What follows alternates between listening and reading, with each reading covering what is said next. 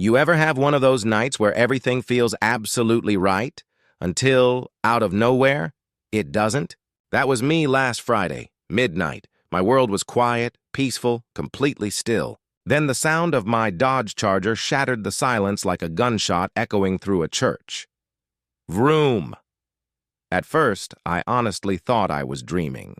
But then it came again, that deep, throaty roar that only my Charger could make. This wasn't just someone tapping the throttle. Whoever was out there was playing with it. Long, loud revs that shook the pavement, bouncing off the houses and setting off car alarms down the street. My stomach twisted into a knot. I grabbed my phone, peered through the blinds, and there he was, standing barefoot in the middle of my driveway, plaid pajama pants hanging off his skinny frame, hoodie at least 2 sizes too big. Kyle, the teenage son of our neighborhood's most notorious HOA president, better known to everyone as Karen.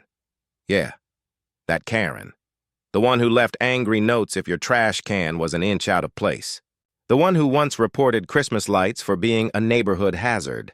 And right now, her kid was behind the wheel of my Charger grinning like a maniac, revving my engine like he owned the thing.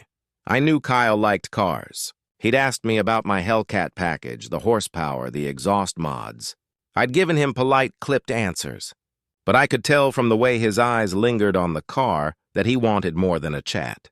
And apparently, tonight was his golden opportunity. I bolted downstairs, but I didn't go barging out the front door. Nope, I wanted evidence. I opened up my security camera app, and there it was in crystal clarity.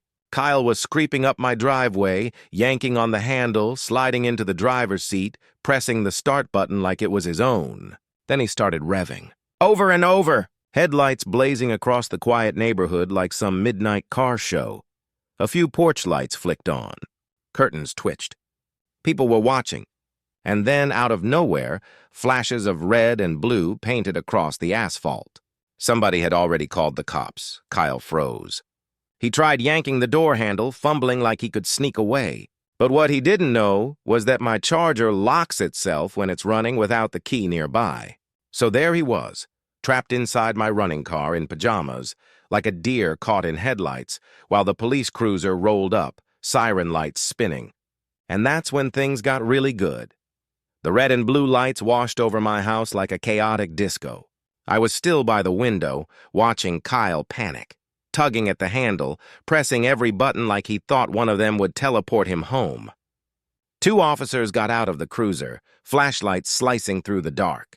One walked straight up to my car and tapped the glass with his knuckle. "Step out of the vehicle," he barked.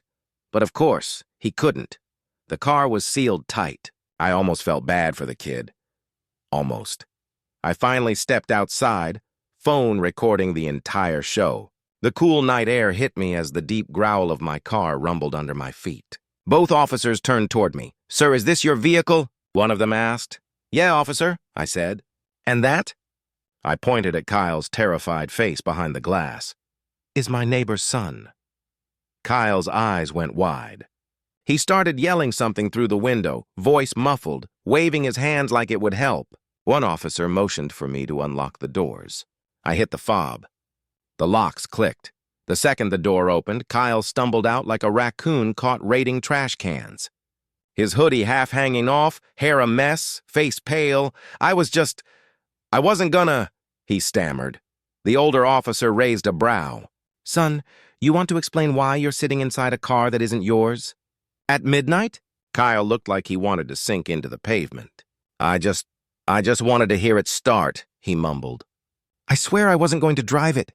"My mom said you wouldn't care. There it was." The Karen defense. The younger officer turned to me. "Do you want to press charges?" For a second, I thought about it. I really did. But then I imagined Karen's face when she realized what her son had done. That would be better than any court date. "Let's call his mom first," I said. The officer nodded and radioed it in. And within minutes, there she was. Karen, in a pink robe and curlers, stomping down the street like she was leading a protest march. She didn't even make it halfway before yelling started. "Why are you harassing my son?" she shrieked. The officers exchanged a look. Kyle buried his face in his hands. I knew right then this wasn't going to end quietly. Karen stormed onto my driveway like she owned the neighborhood. And honestly, in her mind, she probably did. The second she spotted me standing beside the officers, her voice shot up another octave. "Why are there cops here?" she demanded. "You can't just call the police on a child." "Karen," I said, keeping my voice steady, "your son broke into my car and started revving it like he was at a midnight drag race." Her face immediately contorted into that trademark HOA scowl. "He didn't break into anything," she snapped. Kyle, still pale and shaking, mumbled, "You left it unlocked." The officers glanced at me, waiting. I held up my phone, opened the security footage, and hit play.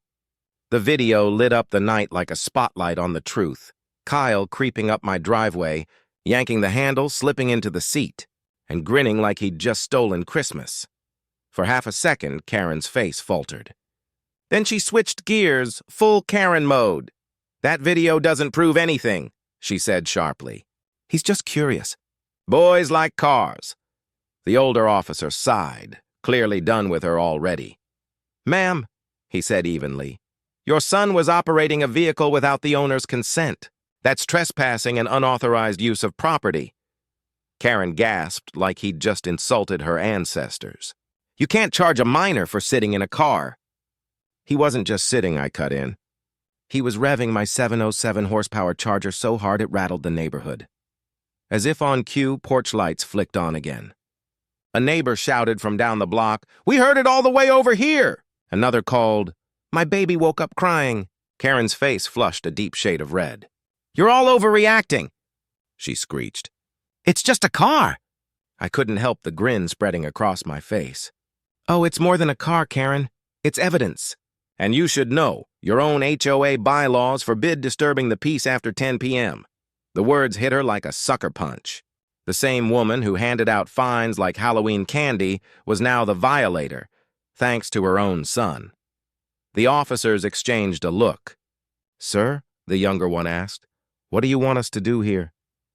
I looked at Kyle. The kid was trembling, hoodie bunched in his fists like it could shield him from reality. Then I turned to Karen, arms crossed, fury burning on her face, trying desperately to hold on to her self-importance. "Have the car towed," I said simply. "If he wants to play with it, he can explain to the impound yard why it's not going home with him tonight."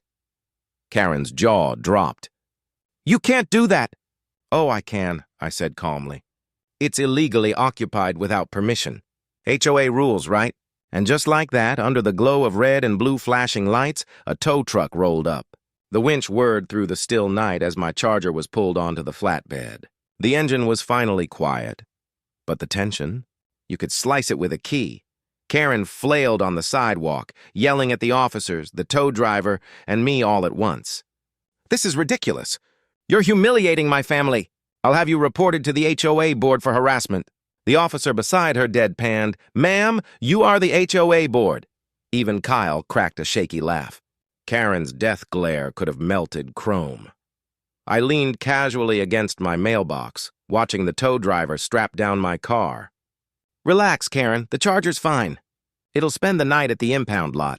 Maybe your son can explain why he was inside someone else's running vehicle at midnight." Her head snapped toward me, eyes blazing. "You're going to regret this. I influenced this neighborhood." I met her glare evenly. "Then use it to teach your son about consequences." For about 3 glorious seconds, she had no comeback. Then, like clockwork, she whipped out her phone and started recording. "Everyone's going to see how you treat your neighbors," she barked. I lifted my own phone, grinning. "Already got the footage, Karen. 3 angles."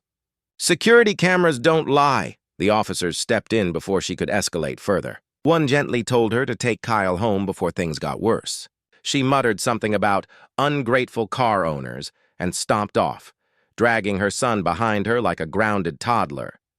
The second they disappeared inside, the neighborhood seemed to exhale in unison. The older cop gave me a nod. "You handled that well," he said. "Thanks, officer," I replied with a grin. "I've survived worse HOA meetings." After they left, I stood on my porch for a moment, listening to the quiet. My Charger would be back in the morning, untouched. But something told me this wasn't over, and sure enough, the next day I found a note taped to my door. In big bold letters, it read, "Expect an HOA review for unnecessary police involvement." But taped right next to it was another note from the HOA vice president. "We saw the footage. She's on probation. Thanks for handling it." I laughed so hard I nearly framed both notes.